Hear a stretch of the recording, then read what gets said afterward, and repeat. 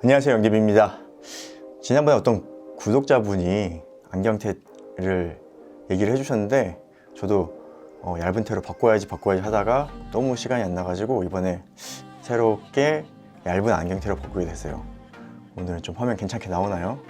아무튼 진짜 여러분 너무 죄송합니다. 에어팟 프로를 리뷰를 빨리 해드린다고 했는데 이번에 이상하게 조금 많이 늦었어요. 실은 지금도 제가 주문한 에어팟은 통관에 걸려 있어가지고 저는 아직 못 받았고, 오늘 이렇게 DADT에서 에어팟 프로를 불려주셨어요.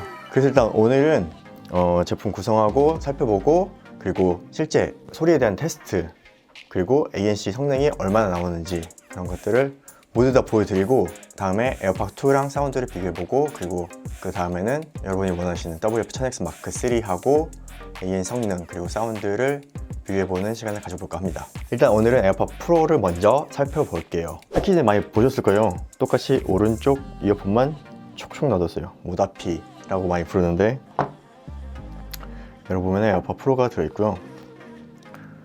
그리고 안쪽에는 에어팟 프로가 커널형으로 바뀌면서 팁을 이렇게 소, 중, 대 세 가지 사이즈로 제공을 하고 있습니다. 포장 정말 깔끔하게 잘 해놨어요. 그리고 케이블은 USB-C to 라이트닝 케이블을 제공하고 있어요.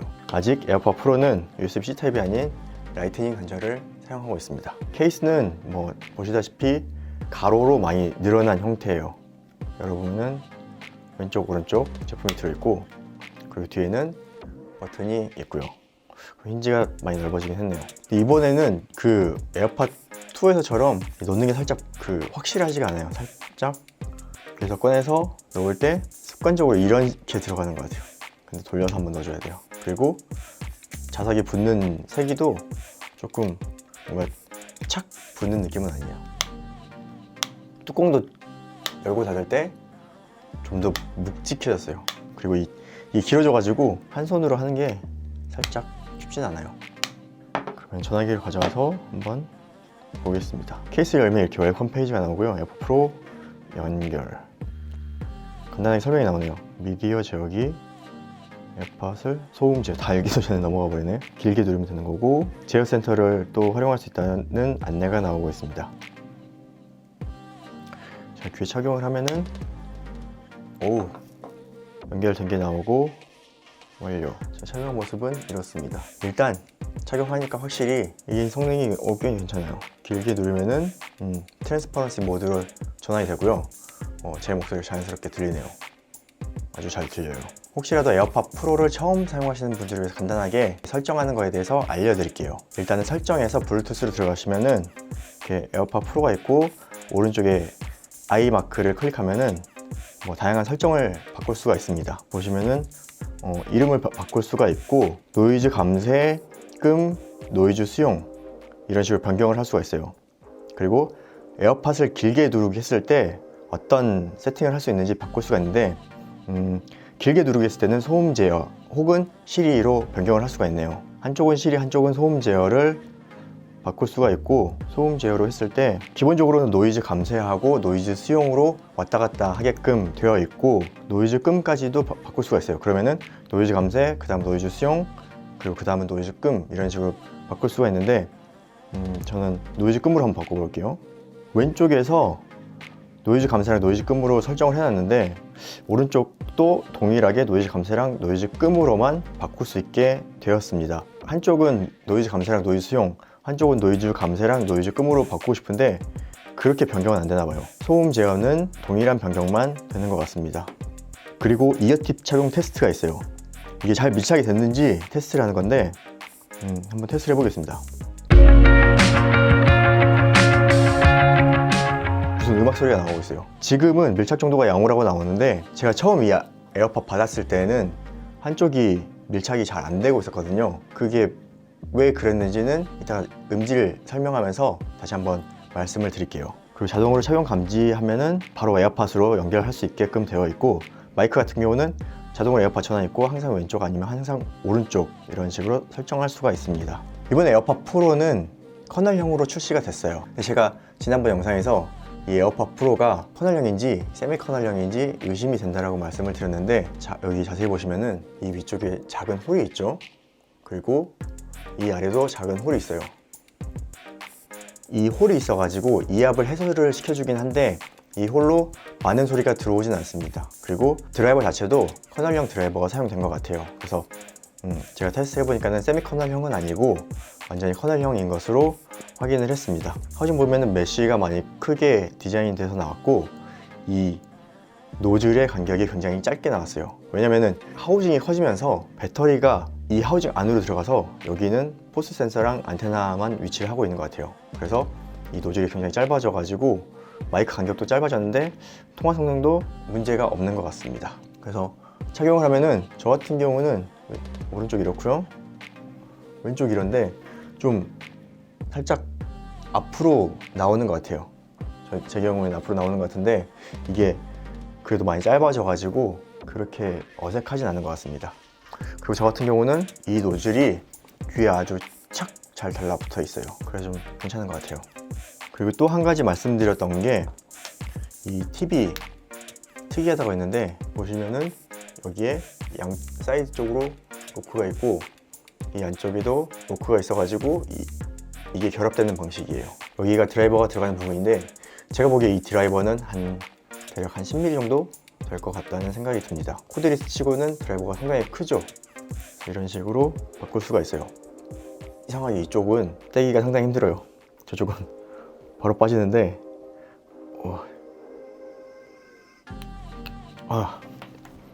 가끔 이 떼기가 힘든 제품도 있을 것 같아요. 조심해서 분리를 하고 연결하시면 됩니다. 그리고 이 이어팁이 상당히 말랑말랑해요. 상당히 말랑말랑한데 그래서 가끔 귀에 오래 착용을 하고 있다가 이거를 딱 뺐을 때 이런 식으로 뒤집어 나오는 경우도 있어요. 뒤집어졌을 때는 그냥 이렇게 반대로 다시 뒤집어 주기만 하면 됩니다. 코너형 홀은 자세히 보시면은 타원형으로 되어 있죠. 이렇게 타원형으로 되어 있어서 귀에 밀착이 조금 더 잘 되는 것 같습니다. 연결 안정성으로 넘어가서 에어팟 프로는 이미 에어팟에서 연결 안정성이 어느 정도 검증되어 있다시피 제가 간단하게 테스트 해보기로는 꽤나 괜찮은 성능이었습니다. 좀 더 자세하게 테스트 해보고 다음 영상에서 또 알려드릴게요. 다음 구동시간 스펙상으로 액티브 노이즈 캔슬링을 켜고 4시간 30분 사용이 가능하고 액티브 노이즈 캔슬링을 끄면 5시간 사용이 가능하다고 합니다.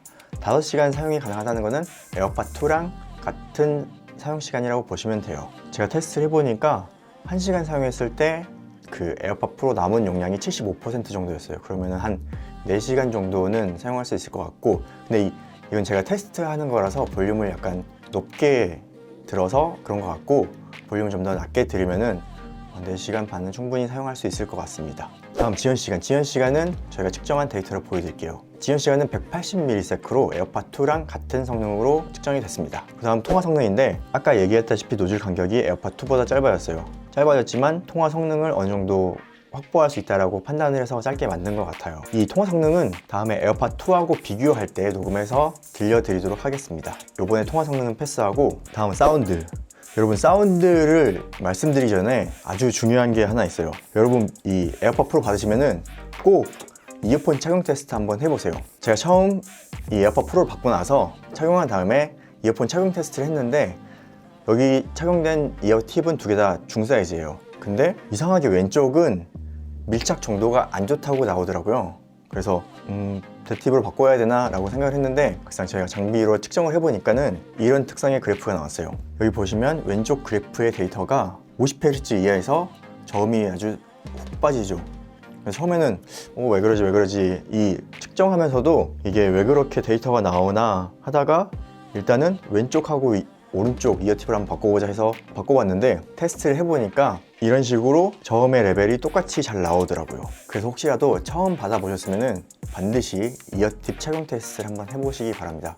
그래서 처음에는 이게 이어팁이 정확하게 착용이 안 돼서 저음이 세서 그런지 베이스가 굉장히 강한 사운드가 들렸어요. 에어팟 프로가 적응형 EQ가 탑재돼서 저음이 새고 있으니까 저음을 강하게 올리는 듯한 느낌을 많이 받았습니다. 그래서 나중에 이어팁을 제대로 착용하니까 밀착 정도도 괜찮아졌고 사운드 밸런스도 상당히 좋아졌어요. 그 사운드 밸런스는 여기 데이터를 보시면 됩니다. 이번에 저희가 하만에서 인이어 타겟이 새롭게 나왔는데 이거를 2019 인이어 타겟이라고 부르는데 전반적인 밸런스 패턴은 좋은 편이에요. 극저음이 살짝 빠지는 패턴이고 다른 리뷰어들이 저음이 많다라고 리뷰를 한 데다가 저도 이제 에어팟이라든가 기존의 애플 성향으로 봤을 때 굉장히 빵빵한 저음이 나올 거다라고 생각을 했어요. 그리고 저도 처음에 이어폰이 밀착이 안 돼서 적응형 EQ가 베이스를 많이 올려놓은 탓에 딱 처음 들었을 때는 저음 진짜 많다 라고 생각을 했는데, 실제 이 이어팁이 정확하게 착용이 되고 테스트를 해보니까는 밸런스는 그럭저럭 나쁘지 않은 편입니다. 밸런스는 나쁘지 않은 편이고,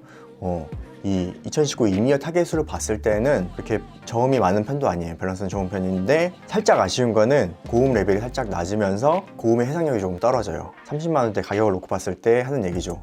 조금 더 저렴한 제품이었다면 충분히 좋은 사운드라고도 볼 수 있는데, 30만 원대 제품인데 고음이 살짝 이 해상력이 떨어지는 게 확실히 조금 아쉽다라는 생각은 들었고, 근데 다른 리뷰어들이 얘기한 것처럼 베이스가 그렇게 강한 제품은 아니에요. 밸런스는 괜찮은 편입니다.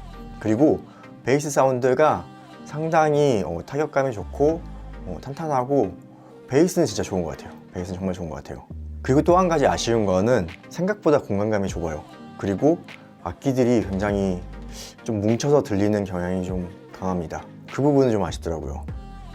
이번 그래프를 보시면 ENC가 켜졌을 때하고 꺼졌을 때의 사운드의 변화가 있는지를 보여드리는 그래프인데요. 노이즈 감쇄하고 노이즈 수용에서는 사운드 변화가 거의 없어요. 거의 없는데 ENC가 꺼졌을 때 저음이 상당히 많이 올라가는 패턴이 보이시죠? 그래서 노이즈 캔슬링 껐을 때 이 저음이 많이 올라가는 것을 참고해서 착용을 하셔야 될 겁니다. 여러분이 또 궁금해 하시는 게 이 아이폰하고 안드로이드 폰에서 어떤 차이가 있는지, 사운드적으로 차이가 있는지를 궁금해 하시는 분들이 많아요. 그래서 제가 노트 10에 연결해서 테스트를 한번 해봤습니다. 여기 보시는 그래프는 아이폰 11 프로에서 연결해서 테스트했을 때랑 노트 10 플러스에 연결해서 테스트했을 때인데요. 볼륨 매칭을 제품이 다르다 보니까는 볼륨 매칭을 정확하게 하진 못했어요. 그래도 비슷한 볼륨으로 테스트를 해봤습니다. 보시면은 패턴 자체는 거의 비슷해요.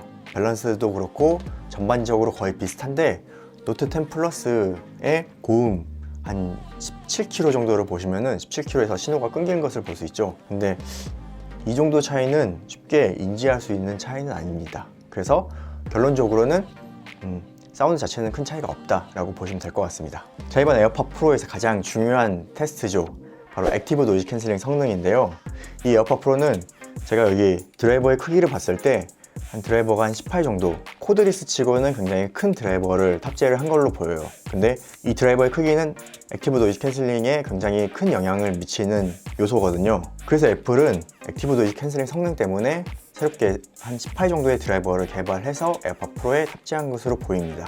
여기 데이터를 보시면은 대략 250Hz에서 약 마이너스 35dB 정도, 굉장히 높은 수치를 보여주는데 전반적으로 면적도 꽤나 넓은 편이에요. 그래서 노이즈 캔슬링이 잘 된다라고 느낄 수 있는데, 또 한 가지 중요한 부분이, 여러분이 이걸 처음 착용하고 나서 이 에어팟의 초이스 세팅이 되게 재밌는 게, 길게 클릭했을 때 노이즈 캔슬링하고 트랜스퍼런시 모드가 바로 바뀌어요.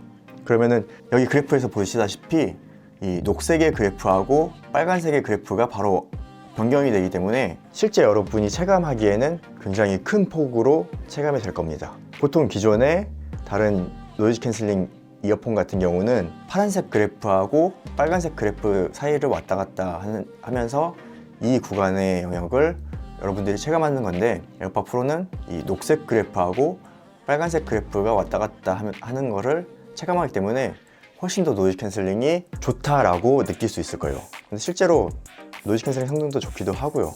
그래서 이번에 에어팟 프로가 액티브 노이즈 캔슬링은 진짜 제대로 만들었다 라고 볼 수 있습니다.